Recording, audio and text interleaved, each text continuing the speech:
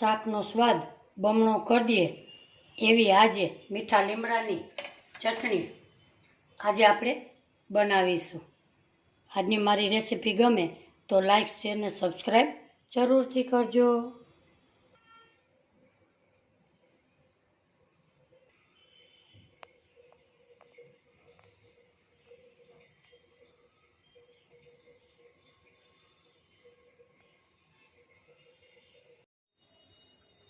હાલો, જય શ્રી કૃષ્ણ। અમારા કિચનમાં બધાનું હાર્દિક સ્વાગત છે।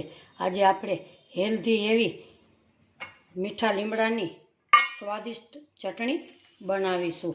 અહીંયા લીમડો મેં 1 કપ જેટલો સરસ લીધો છે। એને મેં ચોખ્ખા પાણીએ ધોઈ અને સૂકવી અને આવી રીતે સરસ કરી રાખ્યો છે। આ ચટણી ખાવામાં ખૂબ જ સરસ સ્વાદિષ્ટ લાગે છે। સૌપ્રથમ આપણે ગેસ તરફ જઈએ। સૌપ્રથમ ગેસ ઉપર એક પેન મૂકીશું। એમાં આપણે 2 ચમચી જેટલું તેલ ઉમેરીશું। તેલ ગરમ થાય એટલે આપણે એમાં લીમડો નાખીશું। અહીંયા આપણે તેલ ગરમ થઈ ગયું, મીઠા લીમડાને રોસ્ટ કરીશું। આ ચટણી બધા શાકમાં ઉપયોગ કરી શકાય અને શાકનો ટેસ્ટ બમણો થઈ જાય છે। આપણો લીમડો એકદમ સરસ આમ ચૂરા ચૂરા થઈ જાય એવો આપણે શેકીશું। અત્યારે ચોમાસાની સિઝનમાં લીમડો એકદમ સરસ આવે છે।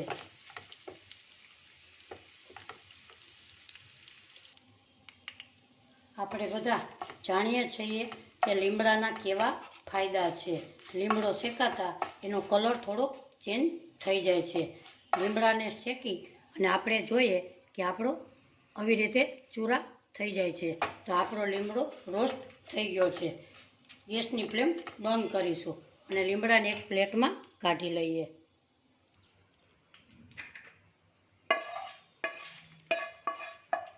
એ જ પ્લેટમાં આપણે ગેસ ઉપર ફરી મૂકીશું। એ જ પ્લેટમાં ગેસ ઉપર આપણે 2 ચમચી તેલ ઉમેરીશું। તેલ ગરમ થાય એટલે એમાં આપણે મગફળીના દાણા ઉમેરીશું। એને આપણે ધીમા ગેસે રોસ્ટ કરીશું।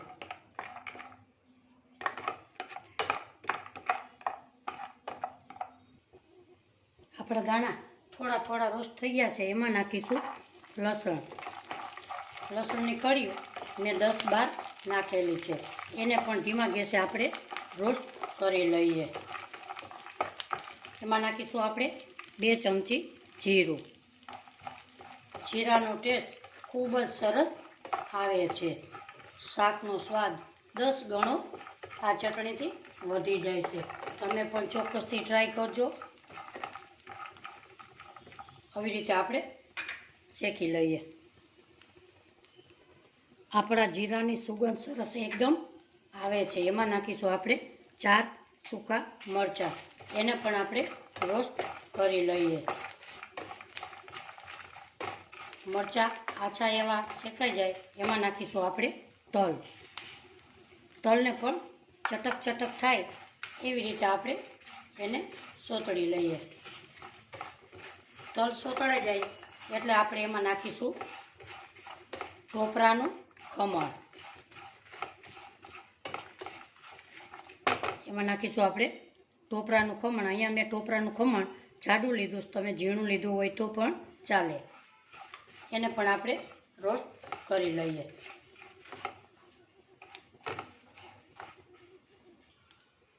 આપણા તલનો એકદમ તળ એવો અવાજ આવે છે।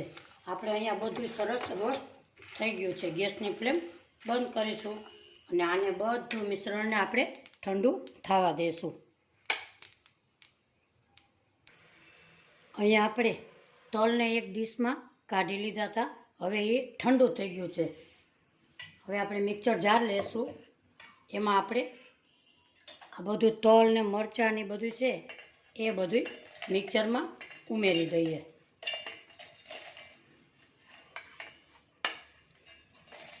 ચાલુ બંધ કરી અને એવી રીતે આપણે આમાં પીસી લઈએ। બધું આમાં ઉમેરી દઈએ।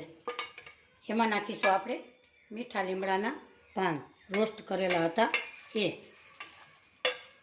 આમાં પાણીનો ઉપયોગ કરવાનો નથી. હવે એમાં નાખીશું આપણે મીઠું. 1 ચમચી મીઠું નાખેલું છે. આમચૂર પાવડર.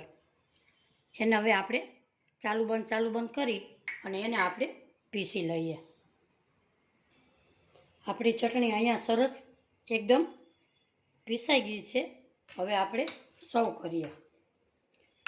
એક બાઉલમાં આપણે રાખીશું. આ ચટણી તમે સ્ટોર પણ કરી શકો છો. આજની મારી રેસીપી તમને ગમે તો લાઈક, શેર અને સબસ્ક્રાઈબ જરૂરથી કરજો. આવી રીતે આપણે એક બરણીમાં ભરી અને સ્ટોર કરી શકાય. બધા શાકમાં 1-1 ચમચી ઉમેરી અને ગુણથી ધરમે એવો આપણું આ ચટણી બની છે.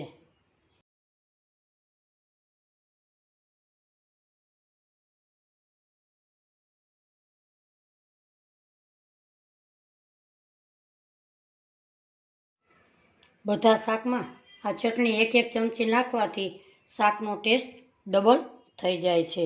આજની મારી રેસીપી તમને ગમે તો લાઈક, શેર અને સબસ્ક્રાઈબ જરૂરથી કરજો.